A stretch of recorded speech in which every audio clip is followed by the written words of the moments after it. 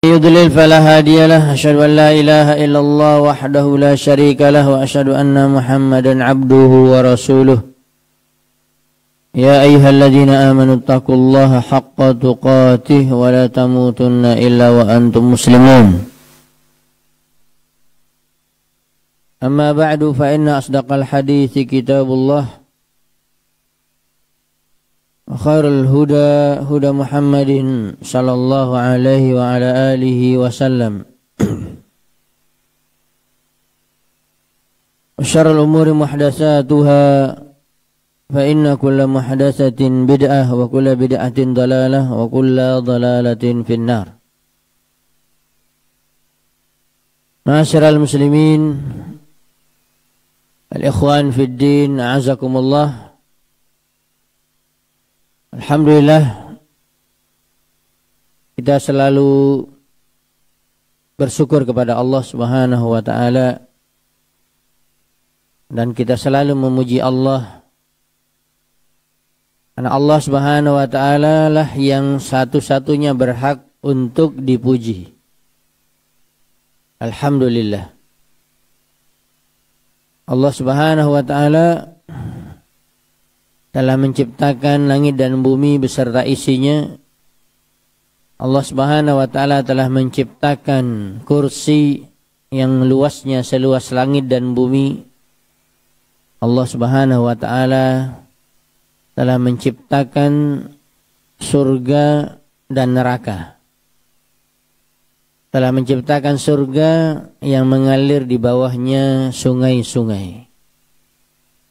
Allah Subhanahu wa ta'ala telah menciptakan makhluk yang terbesar dan terluas dan tertinggi, yaitu arasy-Nya. Dan Allah Subhanahu wa ta'ala tidak membutuhkan makhluknya, dan Allah Subhanahu wa ta'ala tidak memerlukan bantuan makhluknya, dan Allah Subhanahu wa ta'ala tidak bergantung kepada makhluknya. Allah Subhanahu wa ta'ala yang maha besar dan yang maha tinggi, dan tidak ada di atas Allah Subhanahu wa ta'ala. Allah bersemayam di atas aras, makhluk yang paling tinggi. Allah Subhanahu wa ta'ala mengawasi seluruh makhluknya. Allah Subhanahu wa ta'ala berada pada tempat yang paling tinggi. Allah memiliki mata, kedua mata Allah kanan, dan Allah Subhanahu wa ta'ala tidak tidur, tidak mengantuk. Allah Subhanahu wa ta'ala tidak pernah berhenti melakukan pantauan kepada terkhusus manusia, bahkan kepada seluruh makhluknya. Wa huwa, dan dia Allah Subhanahu wa ta'ala kulla yaumin huwa fi sya'nin. Setiap hari Allah Subhanahu wa ta'ala melakukan yang Allah lakukan dari perbuatannya, dan tidak ada yang terluput dari Allah, dan tidak ada yang terluput satupun dari penglihatan Allah secara bersamaan satu waktu di berbagai macam tempat, bahkan yang tersembunyi sekalipun. Allah Subhanahu wa ta'ala yang maha mendengar. Oleh yang tadi basirun, kemudian Allah sami'un, yang mendengar semua bunyi yang ada di alam semesta ini, sekecil apapun, bahkan tidak terdengar oleh pendengaran manusia dan didengar oleh binatang. Allah Subhanahu wa ta'ala maha mendengar, apalagi perkataan manusia, walaupun dia berbisik-bisik dengan satu orang, atau berbicara dengan satu orang, atau dia bersendirian, maka semuanya yang diucapkan Allah Subhanahu wa ta'ala maha mendengar. Kita bersyukur kepada Allah Subhanahu wa ta'ala pada hari ini, Senin pekan ketiga, bertepatan dengan tanggal 18 Agustus 2025, 24 Safar, Muharram Safar bulan kedua Hijriah, sudah berada di penghujung. 24 Safar 1447 Hijriah. Mari kita selalu mengingat kenikmatan yang besar, yaitu berada di dalam keamanan. Aman melaksanakan ibadah, aman melaksanakan aktivitas kegiatan kita sehari-hari berupa pekerjaan atau apapun. Aman kita berada di negeri kita. Dan itulah yang dikatakan nikmat kemerdekaan. 17 Agustus hari merdeka kita, tetapi jangan sampai antum dan kita semua tetap dijajah. Dijajah oleh siapa? Dijajah oleh hawa nafsu kita. Kita belum merdeka. Ketika kita belum bisa menguasai diri kita, hawa nafsu kita, kita selalu memperturutkannya. Begitu juga ketika kita masih dijajah oleh syaitan, dia terus menggiring kita kepada maksiat, kepada kekufuran, kepada kesyirikan, kepada penyimpangan, maka hakikatnya kita belum merdeka. Kadang-kadang kita lupa mensyukuri nikmat kemerdekaan ketika kita membaca sejarah bagaimana orang-orang dahulu, terkhusus pejuang-pejuang kita yang muslim, mereka berjuang untuk mempertahankan negaranya, mempertahankan negerinya dari orang-orang kafir. Walaupun ada tujuan katanya untuk mengambil hasil bumi, dan terkenal di Indonesia ini hasil rempah yang melimpah, tetapi ada juga maksud tujuan mereka yang perlu kita hati-hati, yaitu untuk memurtadkan kaum muslimin, untuk mengajak mereka masuk ke agama mereka. Dan ini paling berbahaya. Kalau dikatakan habis harta kita semua, biarlah, tetapi jangan habis iman kita. Maka lihat juga di belahan bumi yang sangat banyak di dunia ini, bahkan jauh dari tempat tinggal kita, masih adanya orang-orang yang terjajah. Masih adanya mereka yang tidak aman hidup di negeri mereka. Yang masih kalau mau pergi sholat subuh berjamaah itu hati-hati. Ditangkap, dicurigai. Kalau mau mengisi kajian atau duduk di majelis ilmu belajar agama, maka selalu dipantau oleh orang-orang yang memantau. Dan tidak bebas, tidak ada istilahnya merdeka.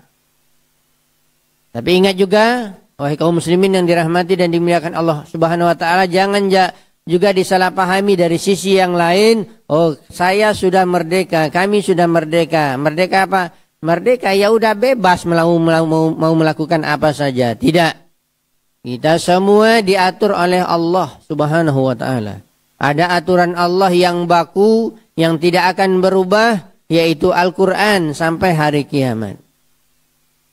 Jangan hidup merasa bebas, tidak ada aturan. Waliyadzubillah, jangan hidup seperti melakukan pergaulan bebas. Maka beruntunglah kita wahai kaum muslimin yang dirahmati dan dimuliakan oleh Allah. Selalulah kita termenung, selalulah kita berada di satu tempat yang kita bersendirian, ya, dan kita selalu mengingat nikmat yang besar ini. Selalulah kita berbincang-bincang, mungkin 1-2 dengan teman kita, sebagaimana para sahabat setelah masuk Islam radhiyallahu anhum ajmain.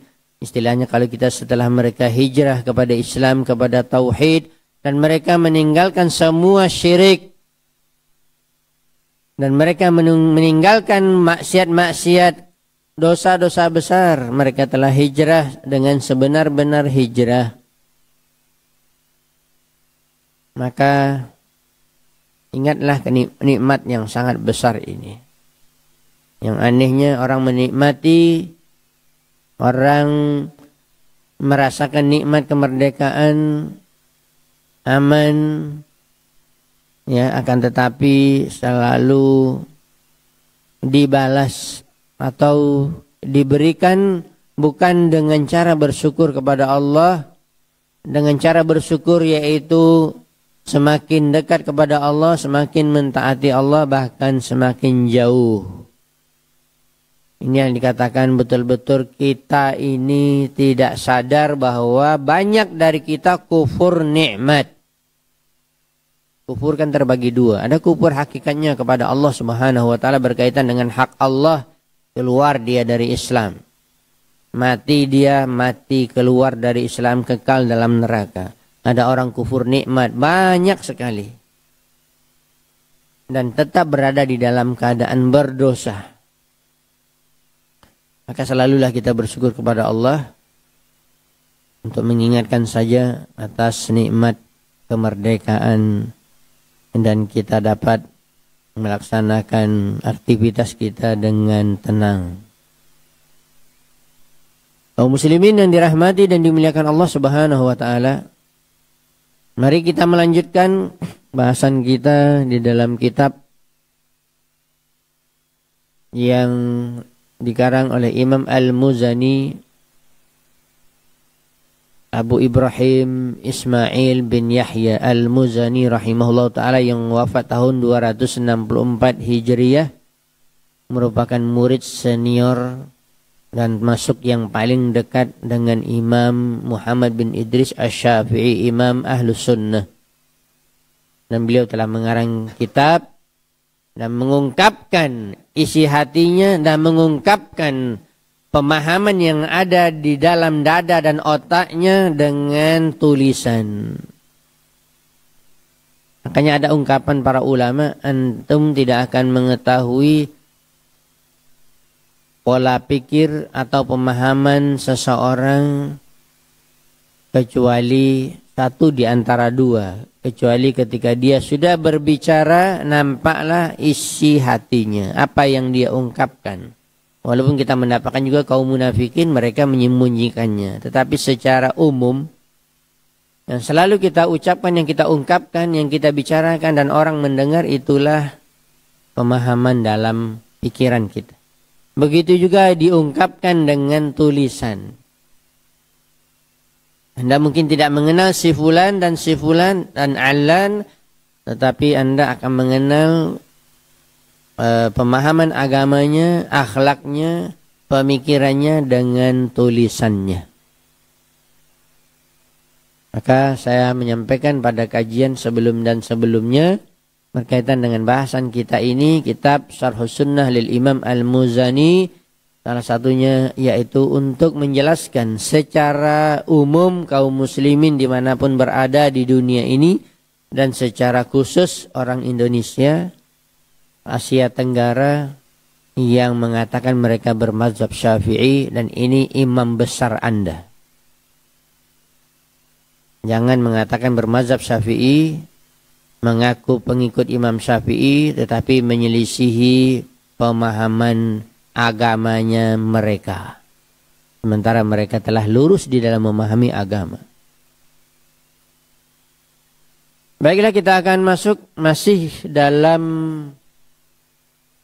muqaddimah, pengantar yang disampaikan oleh Imam Al-Muzani rahimahullah ta'ala setelah mengucapkan Bismillahirrahmanirrahim dalam tulisannya. Kemudian kita masih berada di dalam doa yang beliau ungkapkan di awal kitab, Asamanallahu wa iyyakum bittaqwa. Mudah-mudahan Allah Subhanahu wa ta'ala menjaga kami dan kalian. Dengan apa? Dengan ketakwaan. Dan sudah kita sampaikan sebelumnya, insya Allah orang yang bertakwa akan dijaga oleh Allah Subhanahu wa ta'ala dunia akhirat. Dan telah kita sampaikan pada pertemuan yang lalu, Anda nggak tahu juga, ternyata memang pas jadwal kajiannya pagi ini dan para santri libur. Anda sudah mau ngetes hafalan mereka, tapi mereka libur, nggak apa-apa. Mungkin pada pertemuan yang selanjutnya. Doa yang pada pertemuan yang lalu, Bapak menyampaikan doa, Pak. Ana sudah janji memberikan hadiah doa yang diucapkan oleh Nabi SAW agar kita berada di dalam penjagaan Allah, dan yang paling penting adalah dalam agama Allah Subhanahu wa taala. Tafadhal. Akan Pak. Allahumma aslih li diniyalladzi Allahumma aslih li diniyalladzi huwa ismatu amrina wa aslih li dunyana wa aslih li dunyaya allati huwa ma'ashuna wa aslih li akhirati allati hiya ilaiha ma'aduna waj'alil hayata ziyadatan lana fi kulli khair waj'alil mauta rahatan li, kalau seandainya satu orang ya, min kulli syarr. Hafal doa ini, ucapkan selalu, karena ini adalah doa penjagaan dari Allah dan juga perbaikan. Allah selalu akan memperbaiki keadaan agama kita, keadaan dunia kita, bahkan keadaan akhirat kita. Dan ditutup dengan doa oleh Nabi SAW. Beliau berdoa untuk kehidupan dunia, untuk hidup dan untuk kematian. Karena dua-duanya adalah cobaan. Tabarakalladzi biyadihil mulk wa huwa ala kulli syai'in qadir alladzi khalaqal, apa sambungannya? Surat Al-Mulk. Alladzi khalaqal mauta wal haya. Apa artinya? Allah SWT yang telah menciptakan al-mauta, kematian, wal hayata, kehidupan. Nyinggung-nyinggung sedikit lah penjelasan tafsir, walaupun fokus kita kepada kitab ini. Khalaqal mauta wal haya. Dimulai oleh Allah.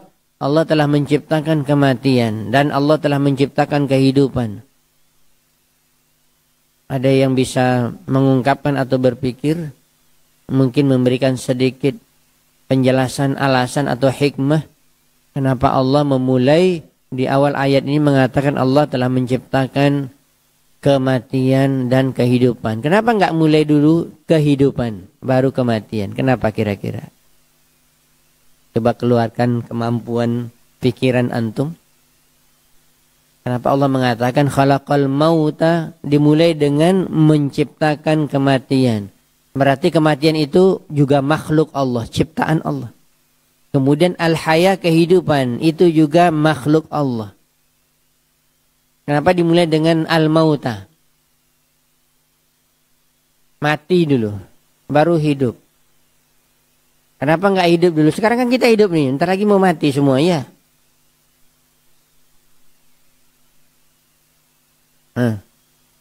Apa Dal?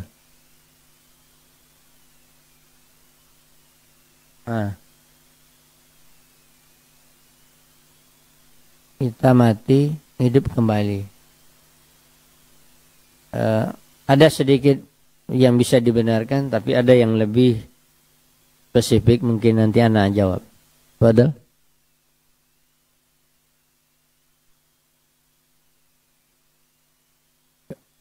ya,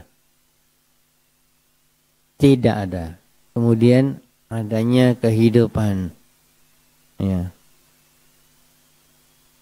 Ya. Khalaqal mauta wal haya. Karena sambungan ayat itu apa? Liyabluwakum. Berarti ini adalah betul. Insyaallah antum juga betul. Dan lebih tepatnya adalah yang kedua, karena dimulai dari al-mauta, menunjukkan kita tidak ada dan itu adalah kematian. Ya, kan kita nggak ada dulu. Baru Allah ciptakan kita dan adanya kehidupan. Sekarang kita sudah hidup, iya. Dan dua-dua kematian dan kehidupan, dan termasuk juga pemahamannya adalah betul yang juga jawaban pertama dalam arti dari sisi yang lain al-mauta. Berarti tadi bisa kita katakan dua tahapan. Pertama, kematian kita tidak ada, al-hayata kita ada. Sekarang ini di dunia hidup. Kemudian juga maknanya adalah al-mauta wal haya, berarti dari sisi yang kedua Anda akan mati setelah hidup di dunia.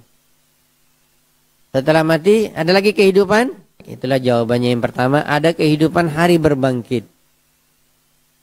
Ya, Dan semuanya ini adalah ujian dari Allah Subhanahu wa taala. Kalau berkaitan dengan surat Al-Mulk ayat pertama tersebut, ini mengingatkan kita bahwa Anda sekarang hidup, wahai manusia, al-hayata berarti yang kedua, dan Anda diingatkan di lapas yang pertama, al-mauta, bahwa Anda sebenarnya dulu nggak ada.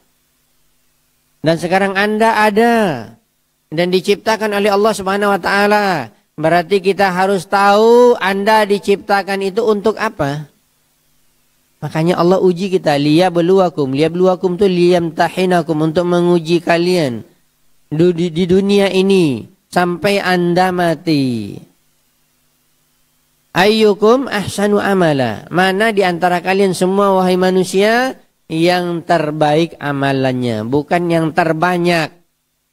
Tapi yang dinilai oleh Allah SWT yang terbaik. Yang terbaik itu adalah yang diterima sudah pasti. Dan itu yang dikatakan al-amalus salih, al-a'malul maqbulah, yang diterima.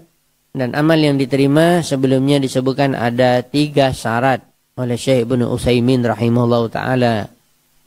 Ada yang mau menyampaikan 3 syarat itu diterima amal? 3. Tunggu, yang lain ada? Atau 2? Coba 2.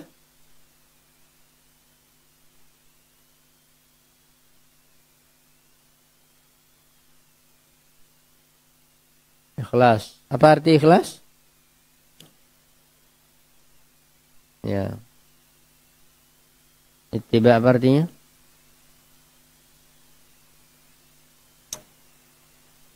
Ya. Yang satu lagi, Pak. Oh ya, insyaallah.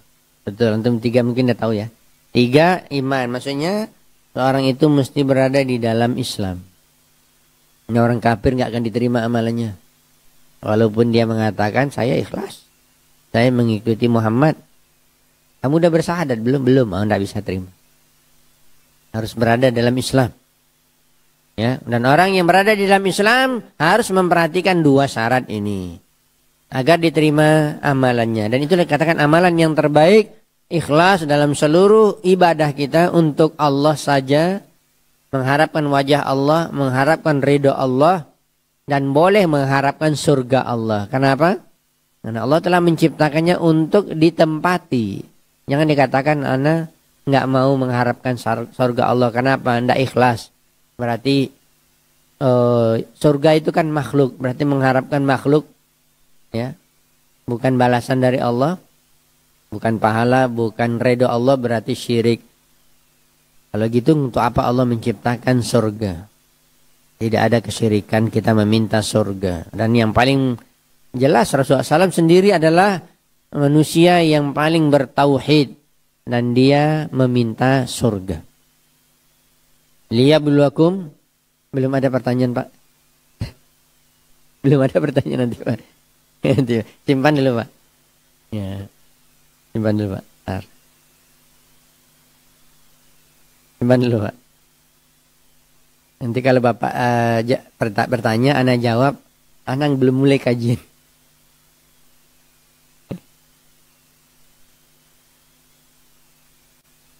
Ya, nanti aja insya Allah. Ini hari libur ya. Ada yang mau masuk kerja silakan. Libur ya. Beli pegawai swasta ya.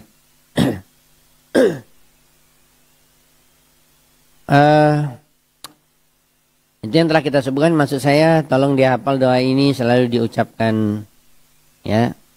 Dan di dalam doa Nabi SAW itu telah disebutkan bahwa Nabi ya meminta kepada Allah agar dijadikan hidup ini adalah untuk menambah kebaikan, ziyadatan lil khair. Jangan bertambah umur, bertambah panjang umur ya, semakin tua semakin menjadi tua-tua keladi ya. Sudah berada di penghujung mau mati, belum juga tobat. Ya, belum juga meningkatkan amalan, belum ya untuk berpacu di dalam kebaikan. Apalagi kita sudah mulai tua itu banyak yang lemah, Pak. Tidak bisa seperti anak muda. Oleh sebab itu kita pacu, kita kejar. Jangan kata sampai kita kalah. Kalau banyak duit, nggak banyak bisa melakukan apa kegiatan dalam keagamaan atau ibadah, udah antum manfaatkan ini ladang pahala saya berinfak. Ya. Yang lainnya ada sisi lain banyak. Maka agar Allah SWT menjadikan hidup kita ini, waktu-waktu hidup kita sampai mati adalah untuk menambah kebaikan. Berusaha istiqamah, jangan berkurang, paling kurang stabil. Pada posisinya jangan berkurang. Waliyadzubillah, jangan sampai futur. Istilah futur kita tahu, orang yang dulu kuat setelahnya menjadi lemah. Ini waliyadzubillah, futur. Kemudian juga kematian adalah merupakan ujian. Separah apapun yang kita dapatkan ujian di dunia ini, baik ujian dunia, ujian badan kita sakit dan segala macam, ya. Dan kita meminta kepada Allah agar kematian itu kita dapat istirahat dari ujian tersebut. Ya, dan kita selamat dari keburukan. Termasuk keburukan orang-orang yang zalim di dunia ini. Ya, maka kita berdoa kepada Allah agar jadikan kematian itu adalah untuk istirahat kita dari keburukan. Kemudian masuk dari pembahasan takwa, karena di dalam poinnya tadi disebutkan asamanallahu wa iyyakum bitaqwa. Mudah-mudahan Allah menjaga kami dan kalian dengan takwa. Dan takwa telah disebutkan juga ma'khuzatun minal wiqayah, dari kata bahasa Arab artinya al-wiqayah, pembatas. Tameng, takwa. Berarti tameng di antara dia dan maksiat. Ya. Tameng di antara dia dan yang menghalangi untuk beribadah. Wa min ahsani ma qila fi ta'rifiha qawlu Talq bin Habib rahimahullah ta'ala hina qila lahu sif lana at-taqwa faqala at-taqwa amalun bi ta'atillah raja'a rahmatillah ala nuri minallah tarku ma'siyatillah makhafata iqabillah ala nurin minallah. Tadi telah kita sebutkan doa di atas diriwayatkan oleh Imam Muslim yang telah disampaikan tadi, nomor hadis 7078. Kemudian yang kita sampaikan barusan ini adalah definisi yang paling lengkap. Makanya banyak orang mengungkapkan definisi takwa ini. Ternyata yang paling lengkap yang disepakati oleh hampir semua oleh para ulama, yaitu definisi dari seorang tabi'in atau atba'ut tabi'in, Talq bin Habib. Ya, Talq bin Habib rahimahullah ta'ala, ketika ditanyakan kepadanya, berikan kami sifat apa itu takwa, dan beliau menjawab ada dua. Yang pertama adalah amal, ya, mengamalkan. Yang kedua meninggalkan. Yang amal berkaitan dengan perintah, karena perintah diharuskan untuk diamalkan, namanya saja perintah. Dan yang kedua adalah meninggalkan karena berkaitan dengan hal yang dilarang. Maka kalau seseorang dia melakukan yang dua ini, maka dia telah bertakwa. Amal bita'atillah, amal untuk mentaati Allah atau dalam mentaati Allah Subhanahu wa ta'ala. Apa bentuk amal mentaati Allah? Banyak sekali. Ada amal itu yang wajib, ada amal itu yang sunat. Amal yang wajib tidak boleh ditinggalkan. Amal yang sunat dianjurkan dan diperbanyak. Saya selalu mengatakan jangan merasa cukup dengan amalan wajib. Walaupun ada hadis, ya, yang menyebutkan seorang Arab Badui yang datang kepada Nabi SAW dan mengatakan, ya Allah, berikan aku, apakah aku akan masuk surga ketika aku melakukan yang wajib, aku sholat, aku puasa, ya, dan aku melakukan kewajiban? Kata Rasulullah, iya. Kata Rasulullah SAW, ya kepada para sahabat, dia akan masuk surga apabila dia jujur, dia benar dalam perkataannya. Maksudnya apa? Nggak pernah dia meninggalkan amalan wajib sampai dia mati. Kalau dia meninggalkan satu saja, nanti akan dihitung. Dan bisa satu ini penyebabnya ketika dia tidak bertobat, terancam dia masuk neraka. Apalagi meninggalkan banyaknya kewajiban. Ada kewajiban itu berkaitan dengan hak Allah Subhanahu wa taala seperti salat. Ya, ada perintah Allah, Anda punya harta banyak, ada kewajiban zakat, keluarkan 2,5% dari ya nisab yang telah sampai dan diukur 1 tahun, dihitung 1 tahun. Ya, jangan mati ketakutan ketika diwajibkan pajak 10%, 20%, takut ini takut itu, ketika Allah yang sangat keras azabnya dan hidup mati kita di tangan Allah, kebahagiaan di tangan Allah. Ya, disuruh bayar 2,5%, tidak mau. Mana lebih banyak? Lebih banyak lah 11%, 12%. Tapi manusia takut kepada manusia, tidak takut kepada Allah Subhanahu wa taala. Ya, mati ketakutan. Nah, sibuk orang sekarang, gawat. Antum nggak tahu yang lebih gawat itu kalau Allah mengazab antum. Tidak taat kepada Allah, tidak mau menunaikan kewajiban. Ya.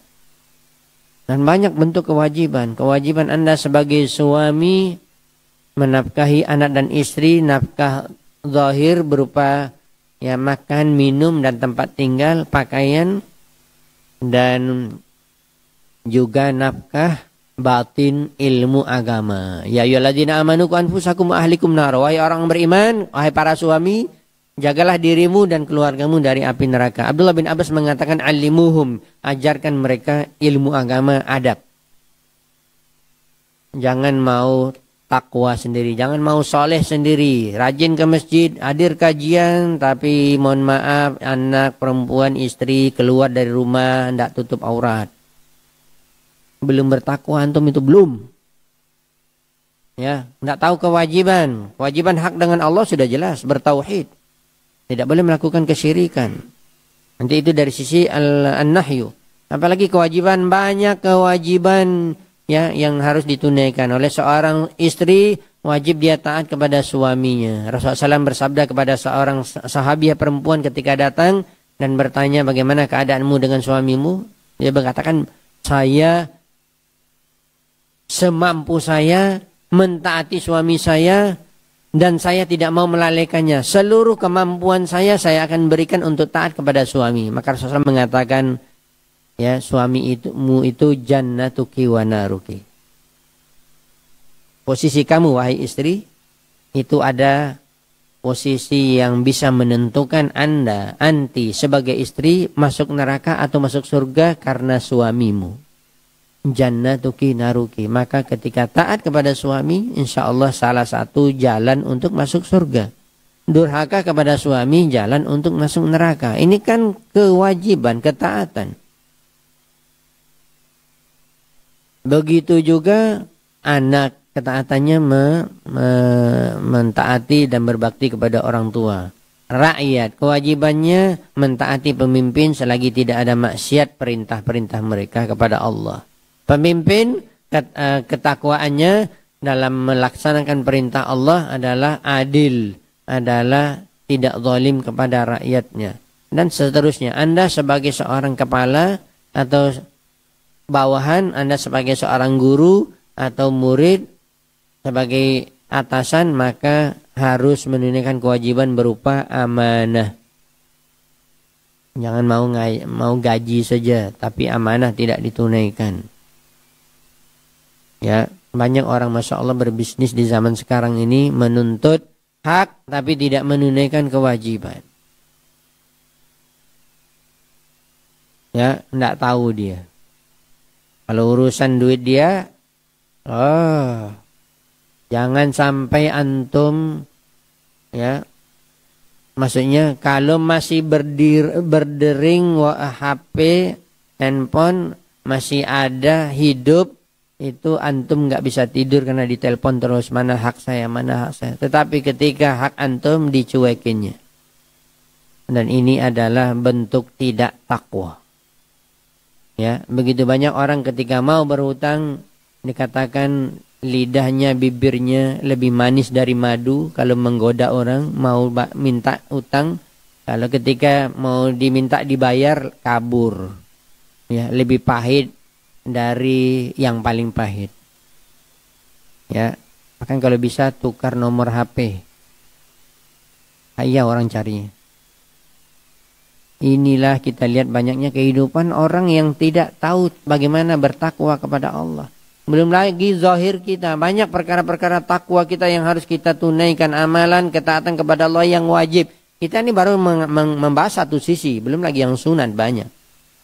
Tapi yang wajib jangan ditinggalkan. Ya.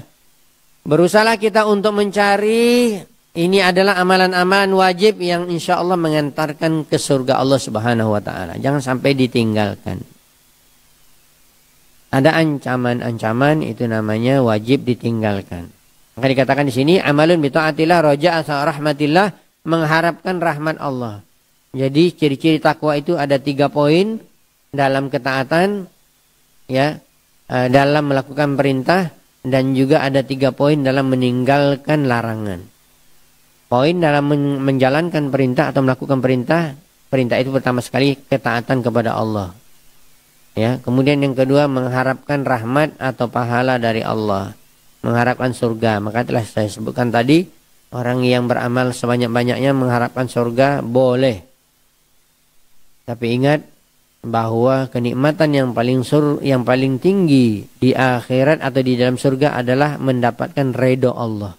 Makanya kita di dunia ini, niat yang paling tinggi kita ketika melakukan ibadah apa? Mencari ridho Allah agar mendapatkan kenikmatan yang paling tinggi. Bahkan disebutkan oleh para ulama, sejajar dengan melihat wajah Allah itu adalah mendapatkan ridho Allah di dalam surga. Apa bentuknya? Ya kita belum masuk, nggak tahu.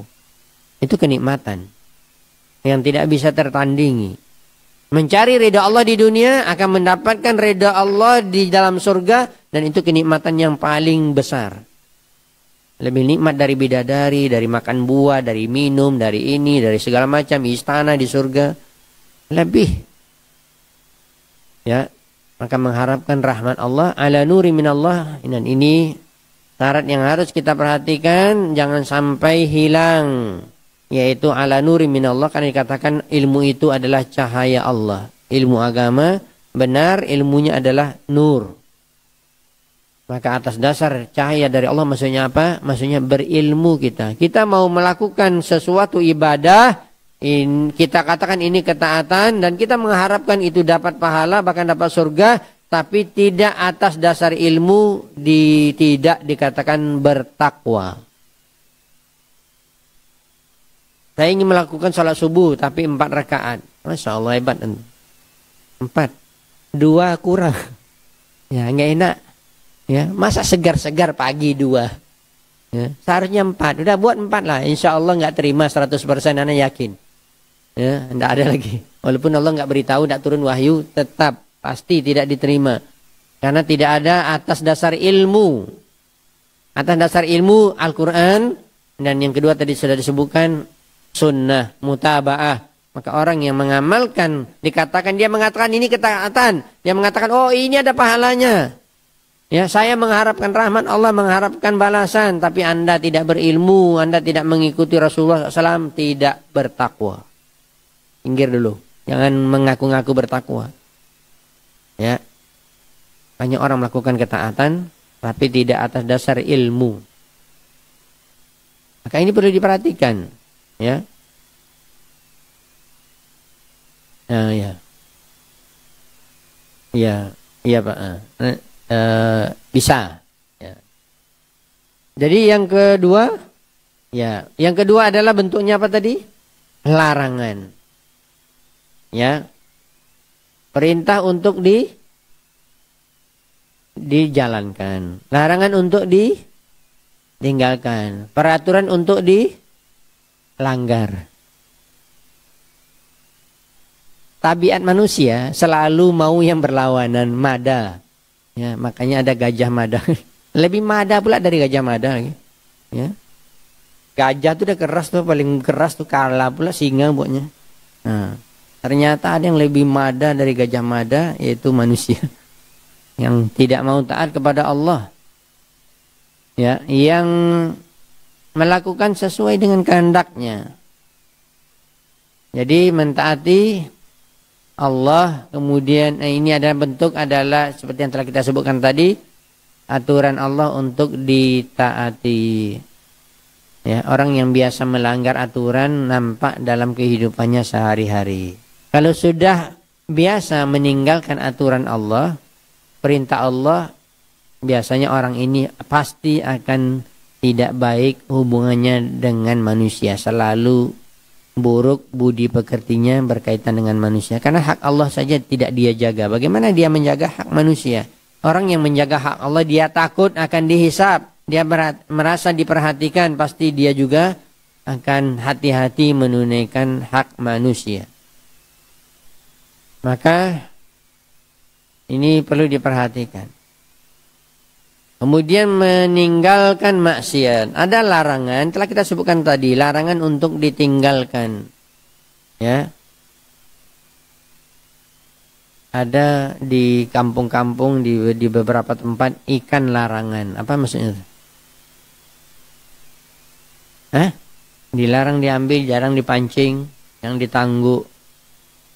Biasanya kenapa sebabnya? Kok dilarang?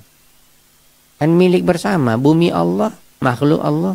Kecuali dia yang punya kolam, dia nanam, masukkan benih di situ, antum nggak boleh ngambil, nggak boleh mancing di situ, nggak boleh nangguk. Kenapa dilarang? Asal Masya Allah, biar dapat semua sekampung. Di danau itu, tapi nggak ada tulisan ikan larangan, tapi ada panen ya Pak. Ada panen di danau kan katanya, sekali setahun ya. Ya, kalau seperti itu Masya Allah bagus itu, biar semua yang dapat makan ikan walaupun sekali setahun nunggu. Tapi masalahnya ada yang mengatakan ikan larangan karena ada mistiknya. Ada mitosnya. Apa mitosnya Pak? Mati. Ada yang mengatakan mati segala macam. Saya ya hampir di kampung-kampung banyak tuh, ya. Di daerah Riau ada, di daerah Sumatera ada Jawa ada, sampai kemana? Ya, ya. Ada ikan larangan. Ada. Tuh Bapak pancing. Oh jauh lah. Nggak, itu Bapak ambil pas memang.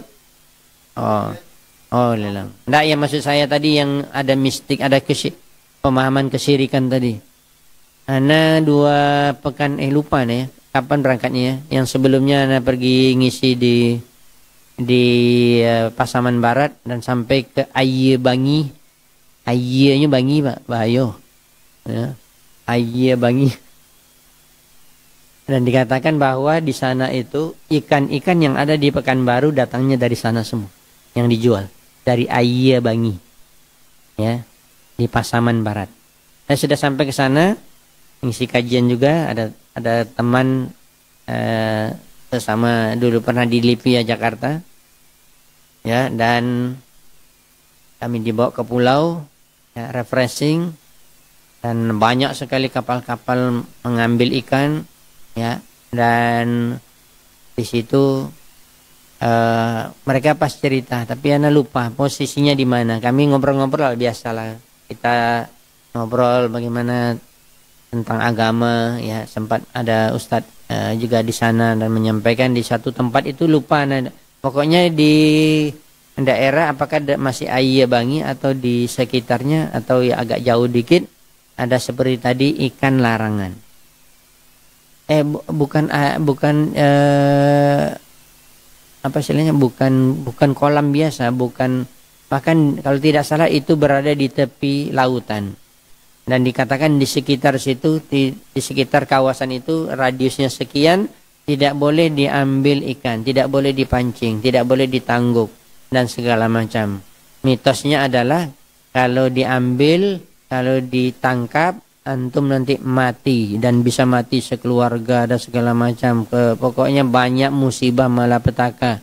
Yang lebih parahnya lagi, ikannya itu sudah bertahun-tahun dan besar, ya. Dan seharusnya kan layak untuk kita makan bersama, bahkan mungkin kita sedekahkan dapat pahala. Ya, ada musibah ketika itu entah apa terjadi, mati ikannya. Kalau dihitung sudah bertonton dikumpul. Belum lagi Pak, tunggu dulu Pak. Sudah bertonton. Nanti kita ganti ceramah Bapak sini gitu. Tunggu. Iya ya. Jadi Ustadz itu bilang dia bilang, kawan itu bilang, anak kalau seandainya diizinkan itu anak udah ambil itu banyak. Dia kan baru mati ikannya. Kalau belum membusuk kan, masya Allah bangkai ikan kan halal dimakan. Tapi karena mitos itu siapapun yang mengambil mati. Dan memang ada ujian bagi Allah. Qadar Allah nggak tahu. Tapi ini kan cerita dari mulut ke mulut. Katanya ada yang coba ngambil satu ikan yang larangan itu yang mati itu, padahal masih segar, ya. Tabrakan dia kecelakaan. Ya kebetulan aja ketabrakan kecelakaan. Nah, jadi ambil ini, tuh lihat tuh si fulan ngambil ikan larangan, ya kecelakaan dia mati dia. Makanya jangan ada yang ngambil. Yang luar biasanya lagi katanya ikan larangan itu kalau misalnya diambil harus ada izin kiai besarnya di situ. Ya, dan ternyata kiai besarnya udah mati. Makanya dikatakan istilahnya kalau kita di suatu tempat yang di situ banyak harta yang bisa diambil bersama, terkunci, yang megang kunci itu kiai besarnya itu. Ya, kiai besarnya itu mati, kuncinya tidak tahu. Makanya tidak bisa diambil sampai sekarang kalau ikan di situ yang dilarang di wilayah itu mati, mau berbusuk-busuk, bertonton, jangan diambil. Itu keyakinan masyarakat semuanya di situ. Syirik. Ya, luar biasa kesyirikan. Ini baru satu tempat Pak. Karena waktu ngisi ke Kabupaten Anambas di Tarempa, dan nanti ada orang Tarempa di sini, ya, ada mie Tarempa, enak, ya. Dan saya juga ngisi di situ 2 kali naik pesawat, sekali naik speedboat, baru nyampe ke sana tuh Pak, jauh, ya, udah dekat ke Natuna, 4 jam lagi dari situ baru sampai ke Natuna. Natuna itu udah perbatasan dekat ke Australia.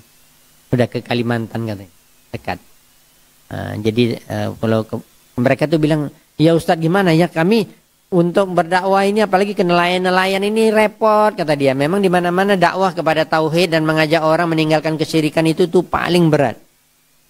Ya, mulai dari zaman para nabi dan rasul sampai di zaman manapun kalau sudah melarang orang untuk melakukan kesyirikan ini paling bahaya, paling repot.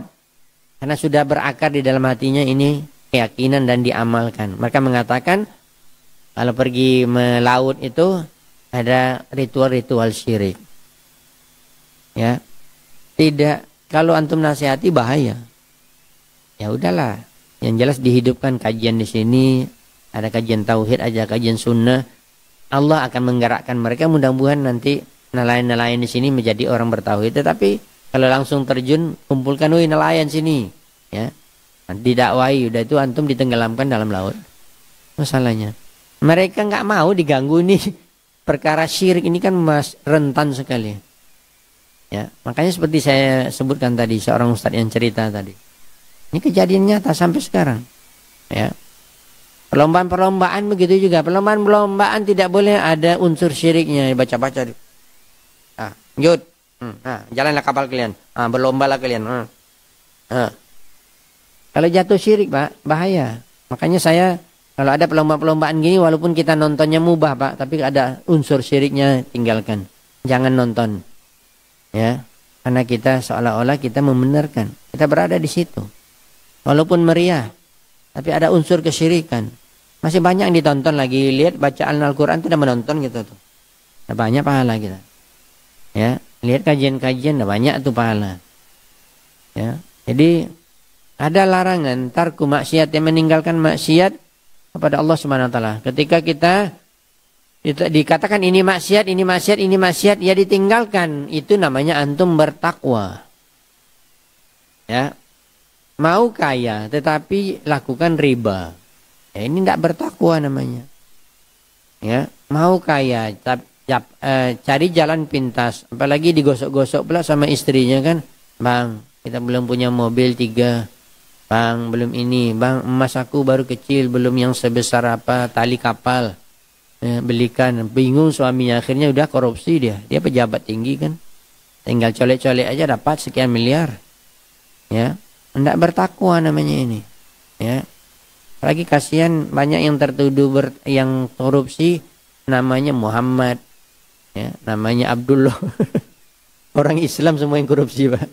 Ya, waliyadzubillah. Enggak bertakwa. Ya, iman dikatakan meninggalkan maksiat kepada Allah Subhanahu wa taala, enggak ada ketakwaannya. Banyak-banyak maksiat yang dilarang kita, maka hati-hati.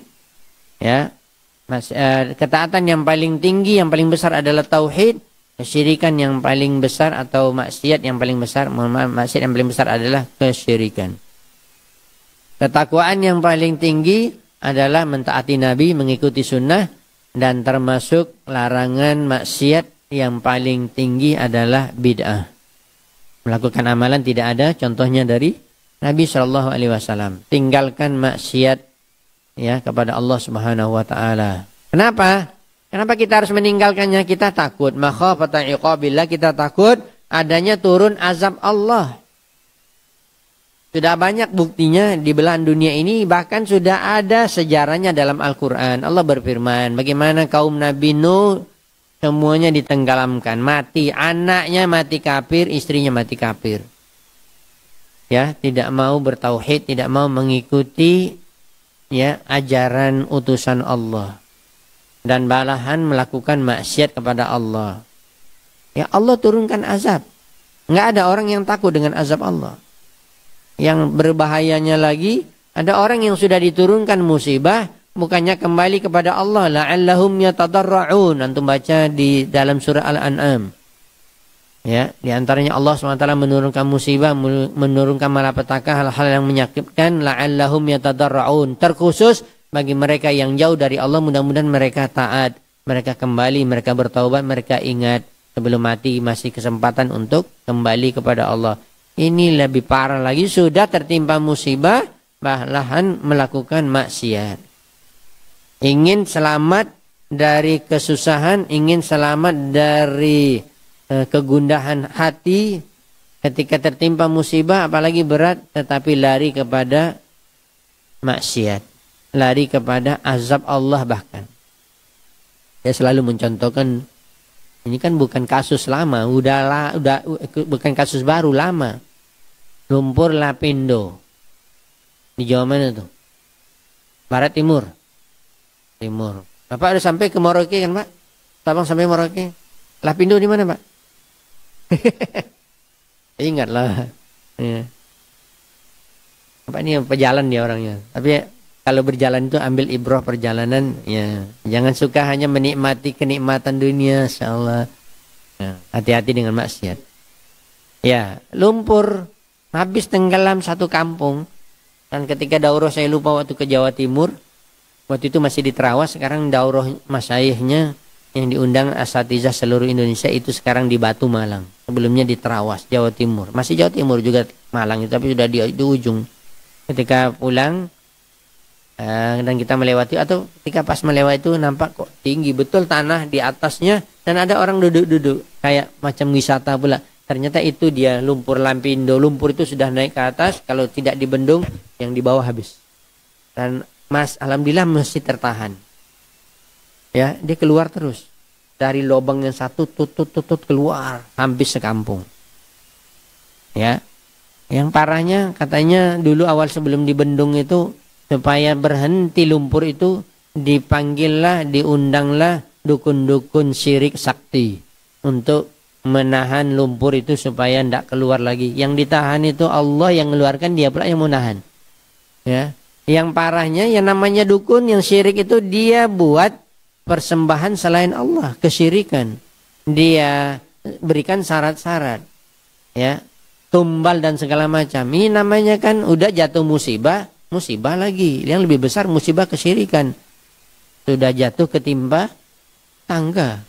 Sudah ketimpa tangga, ada pula orang duduk di depan, di atasnya berat 100 kilo. Ya, mati tuh. Ya, ini kan kasihan.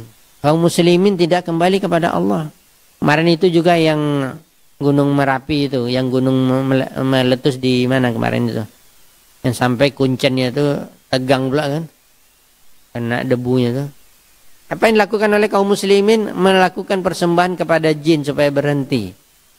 Ya, supaya tidak datang lagi musibah. Gunung itu keluar laharnya, ada segala macam asapnya, debunya. Kesyirikan luar biasa.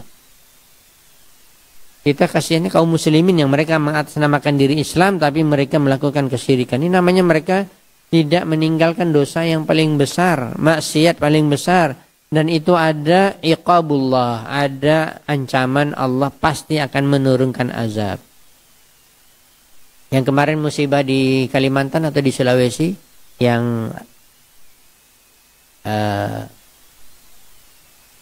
ada dibalikkan itu ya, sekampung apa? Yang dulu di mana itu kejadiannya? Di Palu ya? Itu diurut-urut ke belakang.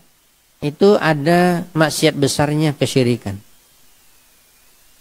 Antum baca sajalah sebelumnya lagi di tsunami Aceh. Tsunami Aceh itu Masya Allah serambi Mekah Pak, tapi diambilnya serambinya aja. Mekahnya hilang. Ya. Saya tidak mengejek nih ya, tidak mengatakan, tetapi memang harus sadar. Sampai sekarang katanya dakwah sunnah berat di sana. Ya, katanya serambi Mekah. Tapi orang berdakwah tauhid diusir. Ya.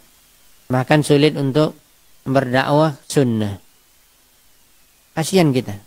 Ya, tsunami Aceh. Itu awalnya kan di akhir Desember ada peringatan ini dan itu. Orang di luar Islam dan orang Islam ikut, bahkan turis-turis ke pantai. Kan ada mereka melakukan amalan-amalan maksiat besar. Allah tegur dengan gempa akhirnya terjadi tsunami. Retak di bawah, kalau istilahnya proses tsunami kata orang ahlinya, ya. Kemudian nanti berbalik air itu masuk dan berputar ke atas dan berjalan, dia itulah air yang tinggi dan sampai menghapus melewati semua apa yang ada di depannya, dihabisinya. Ya, penyebabnya juga syirik, penyebabnya juga dosa maksiat besar. Iqabullah, hati dengan maksiat yang ada di situ, ancaman azab Allah Subhanahu wa taala. Yang di Pariaman gitu juga dulu waktu ada gempa itu juga ada kemaksiatan. Ya, dan di tempat lain banyak. Oleh sebab itu hati-hati kita. Saya selalu mengatakan, orang mengatakan pindah ke Pekanbaru lah, enggak ada gempa karena enggak di tepi pantai, enggak ada lautan. Ya, gunung juga enggak ada. Tapi antum enggak tahu, enggak di bawahnya katanya ada penelitian. Riau ini kan daerah minyak terbesar juga. Di bawah Pekanbaru ini udah bolong Pak nih.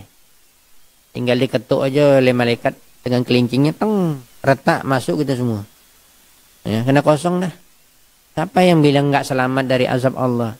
Ya, enggak ditinggal di sekitar gunung Merapi, tidak tinggal di sekitar pantai atau tsunami dan yang lainnya. Di mana mau? Di bumi Allah. Allah itu memiliki semua bumi Allah. Mau lari kemana? Kalau maksiat itu akan mendatangkan iqabullah. Makanya orang meninggalkan maksiat itu salah satunya adalah takut dari azab Allah. Begitu juga meninggalkannya atas ala nuri minallah, atas dasar ilmu yang kita pelajari bahwa ini tidak boleh, ini dilarang, kita tinggalkan, kita tahu dalilnya, tahu kita. Ya, tahu kita, jangan kita lakukan. Riba jangan dilakukan, kita tahu ini ilmunya, ini dosanya besar, ini berbahaya. Ya, dan lainnya banyak sekali. Hati-hati. Ya. Maka disitulah kita harus selalu ukur setiap hari, kita timbang diri kita pikirkan setiap hari, saya setiap hari betul-betul nggak orang yang bertakwa. Ada nggak perintah yang saya tinggalkan dari yang wajib? Kemudian yang sunat saya berusaha untuk melakukannya. Kemudian dari larangan, betul nggak saya sudah meninggalkan maksiat yang dilarang oleh Allah SWT, yang dilarang oleh Rasul? Ya, juga atas dasar ilmu belajar. Hanya antum belajar kitab, ya, ada diajarkan ini masalah yang perlu dilakukan, ini yang perlu ditinggalkan, banyak sekali. Ya. Terus kita berjalan hidup kita sampai kita mati, belajar, ada perintah, ada larangan, itulah takwa. Ada perintah, ada larangan, terus belajar sampai antum mati, antum amalkan terus, itulah hakikat ketakwaan. Kalau kita berhenti menuntut ilmu Pak, satu sisi mungkin kita banyak meninggalkan larangan, tetapi ternyata kita masuk kepada larangan yang kita tidak pernah belajar. Banyak. Bisa jadi seperti itu banyak. Begitu juga perintah. Kita nggak tahu ternyata ini perintah wajib. Banyak juga orang yang meninggalkannya. Khawatir kita. Ya. Maka hendaklah diperhatikan. Kesimpulannya, Waqad athna ala hadza ta'rif jama'atu minal ulama minhum, dan Syekh Abdul Razzaq hafizahullah taala mengatakan mensarahkan matan ini Imam Al-Muzani Syarh Sunnah, maka banyak dari para ulama yang memuji definisi yang dikatakan oleh Talq bin Habib rahimahullah taala ini, di antaranya Imam Ibnu Qayyim di dalam kitabnya Ar-Risalah At-Tabuqiyah. Ya, dan beliau mengatakan hadza ahsanu maqila fi haddit taqwa, dan ini adalah yang terbaik dari batasan-batasan dikatakan takwa. Kemudian juga dikatakan oleh Imam Az-Zahabi, ini juga imam besar Ahlus Sunnah wal Jamaah, ya, muridnya Syekhul Islam Ibnu Taimiyah, di dalam kitabnya Syiar A'lamun Nubala tentang biografi kehidupan orang-orang yang bertakwa dan saleh dari zaman para sahabat sampai zaman beliau. Kemudian beliau mengatakan abda'u wa aujazu. Ini adalah definisi yang paling bagus, ringkas dan paling lengkap. Mungkin itu yang dapat saya sampaikan. Ya, mudah-mudahan bermanfaat. Insyaallah lanjutannya, Bapak, masih banyak ojo pagi. Nanti aja lah. Nanti kalau mau tanya bisa di WA. Karena kajian ini memang karena biasanya ada santri dan mereka harus masuk lagi. Memang hari ini tidak ada santri dan memang tidak ada tanya jawab, ya. Dan kebetulan hari ini libur, tetapi hari libur pasti banyak juga kegiatan. Dan saya juga mohon maaf baru sampai malam tadi, ya, belum maghrib. Ada kegiatan halakoh kita dengan Ustadz Aspri dan Ustadz sudah isya sampai jam 10:30 malam tadi. Ini ngisi lagi pagi ini, Pak. Insya Allah kalau masih sehat saya nanti setelah zuhur saya ada kajian di perjalanan, ya, setelah maghrib di Pangkalan Kerinci. Jadi saya perlu juga istirahat, ya. Mudah-mudahan saya bukan tidak mau menjawab, tapi juga yang mendengarkan kajian. Nah, ini sebagai sampai sedikit aja, Pak. Bukan saya menekan, bukan saya maksudnya menghalangi. Banyak teman-teman kita yang melihat qadarullah banyak ustadz-ustadz yang sakit, yang lemas, yang kurang istirahat. Bisa jadi pengaruhnya karena muridnya yang selalu paksa terus ustadznya, ustadznya nggak boleh, ustadznya segan istilahnya menolak kan, tetapi kita harus paham. Iya, Pak, demikianlah kajian kita malam pagi hari ini, mudah-mudahan bermanfaat, ya. Insyaallah lain waktu kita ketemu. Ada ustadz-ustadz di sini banyak isi kajian, nanti bisa juga tanya Ustadz Madudi dan lainnya. Waktunya lebih lapang. Kalau pagi ini waktunya sempit, Pak. Ya, insyaallah jumpa ya, Pak. Nggak jumpa sih kok jumpa di surga. Ya, kita akhir dengan kafaratul majlis. Subhanakallah bihamdika. Asyhadu an la ilaha illa anta astaghfiruka wa atubu ilaik. Assalamualaikum warahmatullahi wabarakatuh.